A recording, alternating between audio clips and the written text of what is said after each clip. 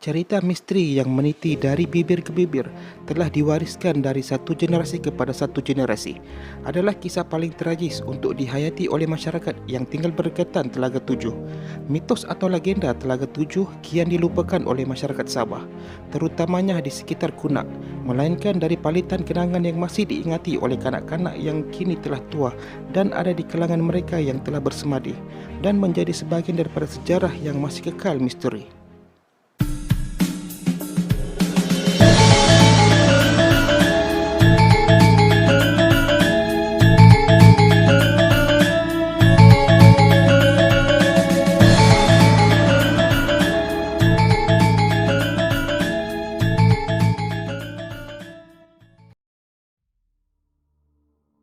Kunak ialah sebuah pekan dan daerah yang terletak di bahagian Tawau Sabah. Pada mulanya, Kunak ditadbir di bawah pejabat daerah Lahad Datu, tetapi mencapai status sebagai sebuah daerah penuh pada 1 Jun 1981.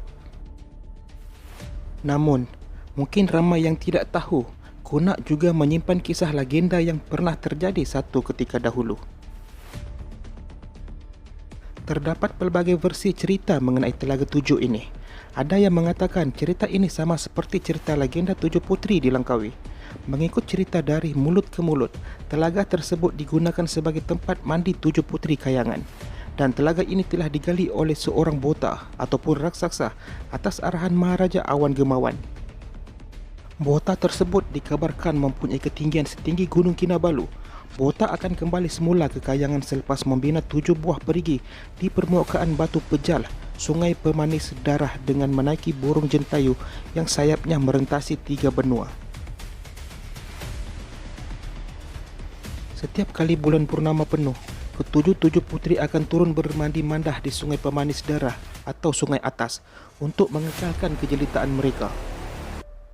Ketujuh puteri jelita tersebut adalah puteri kesayangan Maharaja Awan Gemawan yang memerintah Cakrawala. Pada satu malam, bulan purnama penuh, ketujuh puteri telah turun untuk bermandi mandah. Tanpa mereka sedari, di sebalik kegirangan mereka bermandi mandah, terdapat sepasang mata pemuda yang sedang mengintai mereka. Pemuda tersebut dengan perlahan-lahan cuba mengambil pakaian ketujuh puteri tersebut agar ketujuh puteri tidak dapat pulang ke kayangan dengan harapan pemuda tersebut dapat mengawini ketujuh puteri itu. Namun, tanpa pemuda itu sedari, tindakannya mengundang musibah apabila dia memegang pakaian ketujuh puteri. Tiba-tiba pakaian tersebut terbakar dan pemuda tersebut turut terkorban kerana meletup dengan sendiri. Ketujuh puteri yang menyedari kejadian itu merasa takut kerana tanpa pakaian khas tersebut mereka tidak dapat kembali ke kayangan ketujuh. Maharaja Awan Gemawan yang terkejut dengan bunyi letupan itu memerintahkan Bota kepercayaannya untuk melihat keadaan puteri-puterinya. Setelah sampai ke bumi, Bota mendapati ketujuh puteri tidak berpakaian.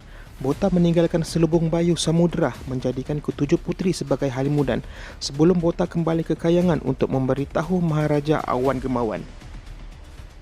Hari berganti hari, tahun berganti dekad. Maharaja Awan Gemawan dan Permaisuri Kirana Tantamala telah mangkat. Ketujuh puteri semakin jelita, namun terpaksa tinggal di dunia dengan ditemani Buragas. Mengikut cerita lisan orang tua-tua, kononnya beberapa orang tertentu yang bernasib baik akan dapat melihat ketujuh puteri kayangan itu bermandi-mandi di dalam kolam tanpa seurat benang. Namun tetapi, bagi lelaki bertuah yang dapat melihat ketujuh puteri tersebut tidak boleh menceritakan kepada orang lain. Diceritakan beberapa insiden tragis berlaku apabila lelaki yang melihat ketujuh puteri sedang bermandi mandah didapati terbakar tubuhnya seperti terkena api apabila dia menceritakan kisah tersebut kepada adik lelakinya.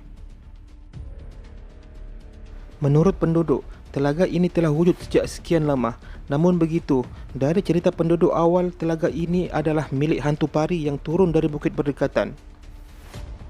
Dikatakan telaga ini tidak pernah kering dan penduduk tidak berani untuk mengambil airnya kerana dibimbangi akan berlaku sesuatu. Dikatakan juga bahawa air dari telaga ini memiliki 7 warna yang akan muncul pada waktu tertentu.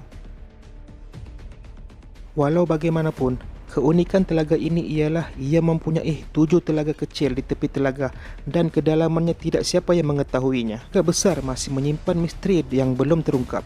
Ada orang tua-tua yang beranggapan bahawa telaga paling dalam dan besar tersebut mempunyai gua di bawah air yang tidak pernah kering dan merupakan tempat persembunyian ketujuh puteri dan mungkin bersama 6 pemuda yang dikatakan hilang ketika bermalam di sana. Sekian, salam hormat.